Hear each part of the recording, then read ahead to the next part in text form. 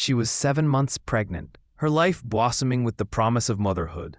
Then, in the quiet, affluent streets of Milan, Julia Traantano simply vanished. A vibrant woman, just 29 years old, swallowed by an inexplicable silence in May of 2023.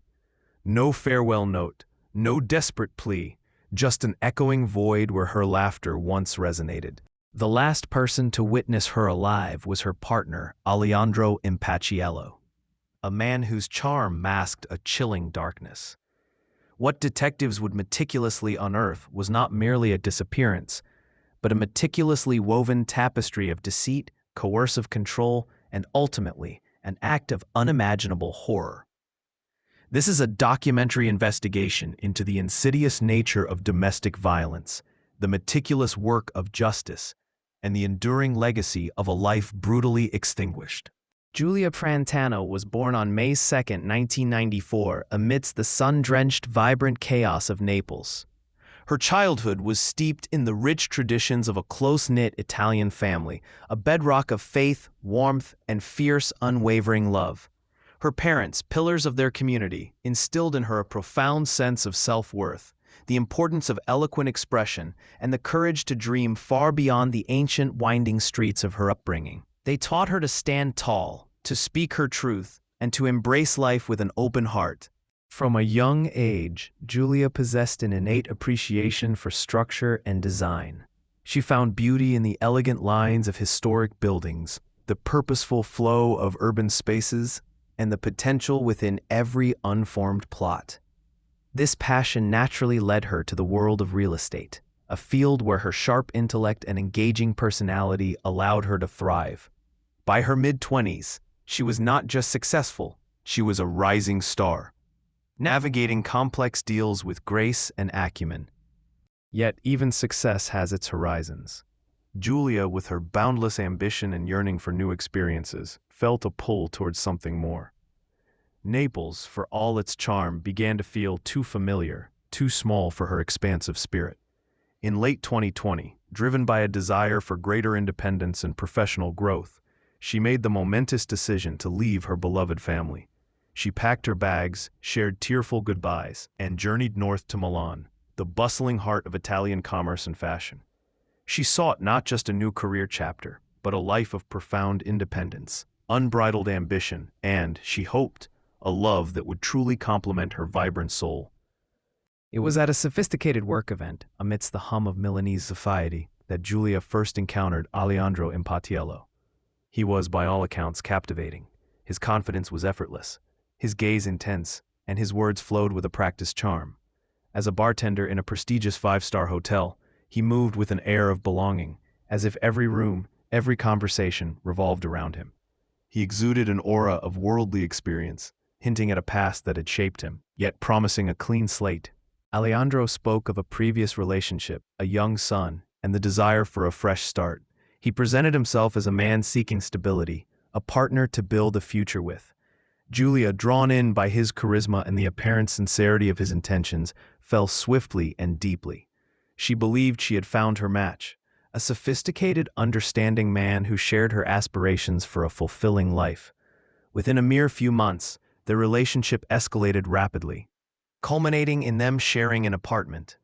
For Julia, this felt like the culmination of her dreams, a thriving career in a dynamic city, and now a loving, committed partner.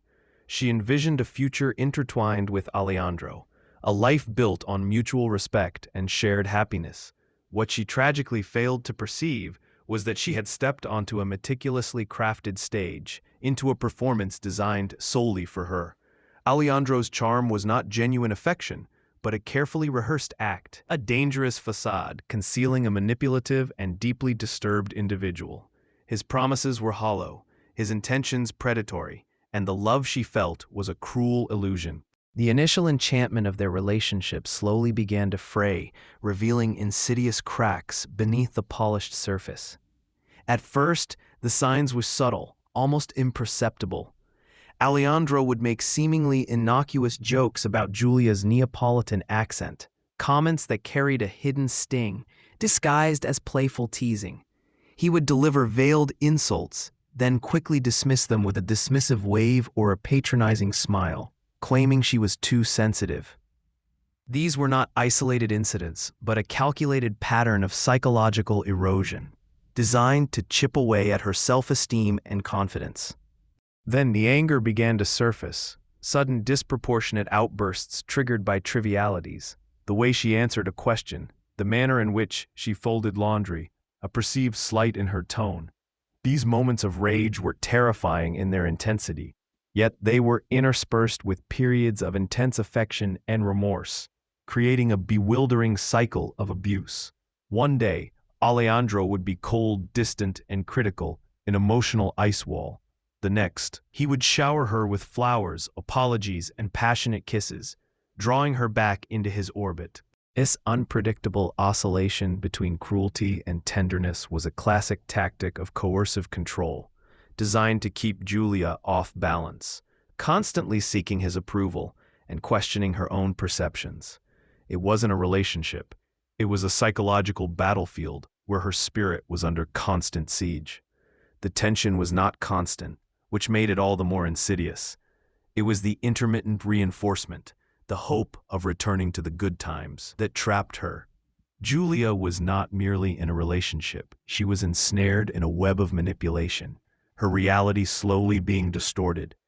What she didn't realize was that she wasn't the only one caught in Aleandro's elaborate web of deception. The quiet, anxious rustle of a pregnancy test wrapper, a soft, almost inaudible click as the test stick drops onto a counter, a profound, pregnant silence, followed by a quiet, hopeful gasp.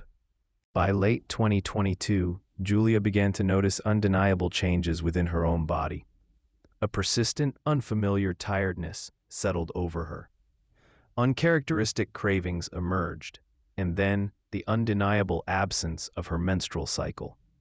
A wave of anticipation, tinged with a nervous excitement, washed over her. She purchased a pregnancy test, her heart pounding with a mixture of hope and trepidation. The two distinct lines that appeared confirmed her deepest intuition. For a fleeting, precious moment, a radiant smile illuminated her face. Julia had always harbored a profound desire to be a mother, to nurture a new life, to experience the unconditional love of a child. This was a dream she had quietly held, a future she had envisioned. She imagined sharing the joyous news with Aleandro, picturing his excitement, his embrace, their shared anticipation. But when she finally gathered the courage to tell him, his reaction was chillingly devoid of emotion. There was no flicker of joy, no hint of fear, no genuine surprise. His eyes remained flat, his expression unreadable. He simply asked one question, his voice devoid of warmth. "Are you sure?" It was a question of detachment, of cold calculation, not of shared wonder. Julia waited, her heart aching, for him to process the news, for the warmth to return to his eyes, for him to embrace the profound shift in their lives. He never did. His silence, his indifference, spoke volumes, shattering her hopeful vision of their shared future. This moment marked a devastating turning point, revealing the true depth of his emotional void and the terrifying reality of his self-absorption. Sound, the muffled vibration of two distinct cell phones, the rapid tapping of text messages being composed, a woman's quiet, unsuspecting laugh, juxtaposed with a man's forced chuckle. What Julia, in her hopeful innocence, could not possibly have known was the intricate, deceitful second life Aleandro Impatiello was meticulously orchestrating, a life unfolding just one floor below her dreams, within the very hotel where he worked. Her name was Algra, a young, intelligent woman, also a member of the hotel staff. Aleandro had met her at work, and with practiced ease, spun the same captivating narrative he had used on Julia. He was unattached, completely single, and his ex, Julia, was merely a temporary roommate, on the verge of moving out. He told Julia he was working late, fabricating elaborate excuses for his prolonged absences. To Algra, he painted a picture of a man starting anew, free from past entanglements, ready for a serious, committed relationship. He was a master of compartmentalization, maintaining two entirely separate realities, each designed to serve his selfish desires. His charm, his lies, and his manipulative prowess allowed him to juggle these parallel lives with chilling efficiency. The precarious balance of his deception began to teeter precariously when, in a cruel twist of fate, he discovered that both women were pregnant. The news, far from bringing joy, ignited a desperate panic within him. His carefully constructed double life, built on a foundation of lies and emotional exploitation, was now on the brink of catastrophic collapse. The impending arrival of two children, from two different women, threatened to expose his entire fraudulent existence, pushing him towards a desperate and ultimately deadly solution. The gentle, rhythmic clinking of a spoon stirring tea, then an abrupt, terrifying stillness. A faint, almost imperceptible click of a gas burner igniting. Aleandro, trapped by his own web of defeat, became consumed by a singular, chilling objective. He needed one of the pregnancies to disappear. When Olga, perhaps swayed by his manipulation or her own circumstances, agreed to terminate hers, Aleandro's desperate focus shifted entirely to Julia, the woman he could not control, the one whose pregnancy threatened to expose his entire fraudulent existence. His mind, devoid of empathy, turned to the darkest of solutions. He began a chilling online quest, meticulously researching poisons. His searches were precise. Quiet ones, slow-acting ones, substances that would mimic natural ailments. Rodenticides became his focus. Their symptoms, anemia, pain, fatigue, deceptively similar to common pregnancy complications. He believed he could administer small, undetectable amounts, making Julia's demise appear to be a tragic, natural miscarriage or illness. He began to slip these insidious substances into her food and drink, a silent, calculated assault on her life and the life within her. Julia's body, resilient and strong, fought back. The poison, though debilitating, failed to achieve its intended fatal outcome. Aleandro, furious at his thwarted plan, exposed by his own desperation and cornered by the impending birth, chose a path of unimaginable darkness. Sound, the sharp, metallic rasp of a suitcase zipper being pulled shut. A faint, escalating argument, voices muffled but tense. Then, a sudden, horrifying silence, punctuated by a quiet, sharp, wet sound. Julia, her spirit finally broken by his indifference and deceit, had reached her absolute limit. The truth, in all its painful clarity, had finally dawned on her. "I know about everything," she declared, her voice trembling with a mixture of pain and resolve. "I'm leaving. You are not part of our future." She sent a desperate text to her mother, a final hopeful message. "I'll be home soon."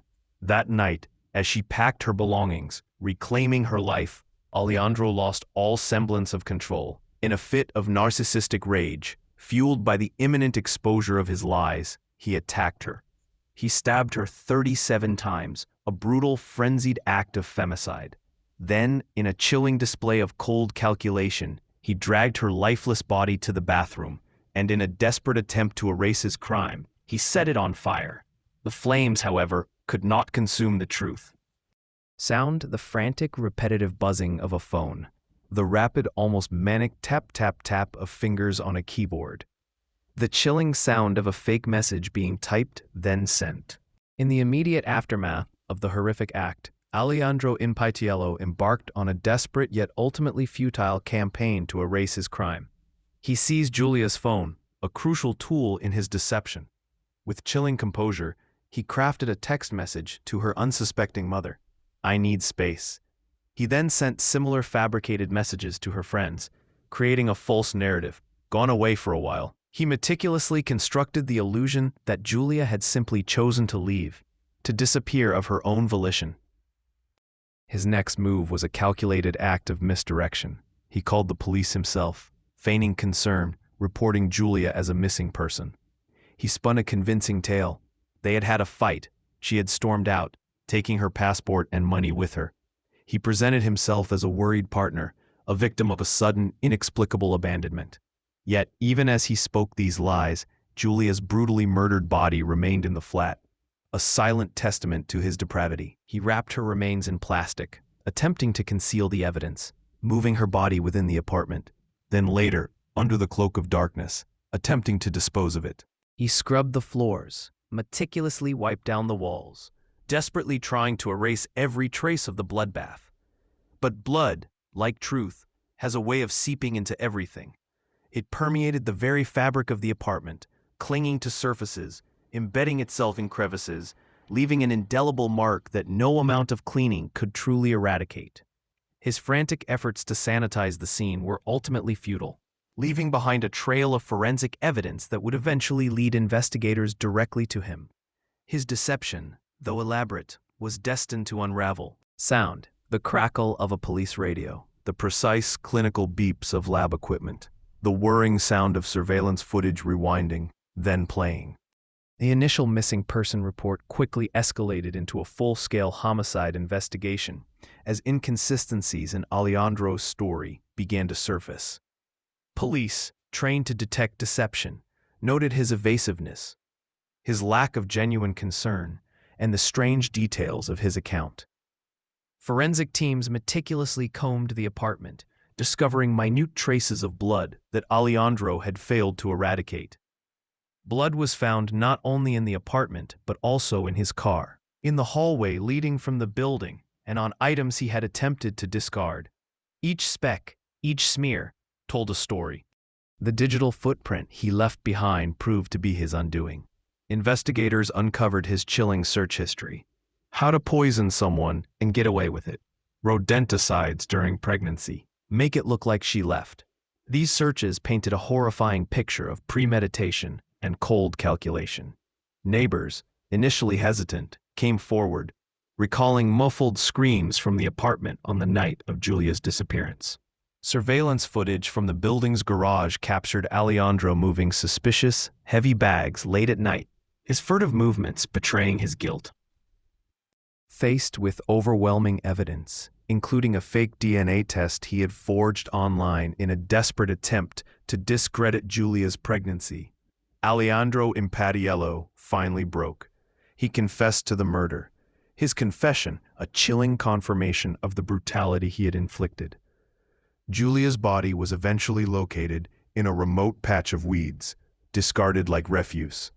Though burned and desecrated, her remains were not erased. They bore witness to the unspeakable violence she had endured, providing irrefutable evidence for the prosecution.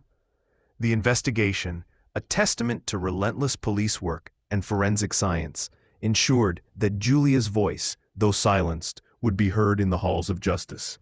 The rhythmic, determined footsteps of thousands marching in unison, a chorus of voices, strong and unified, calling for justice, the distant echo of a protest chant.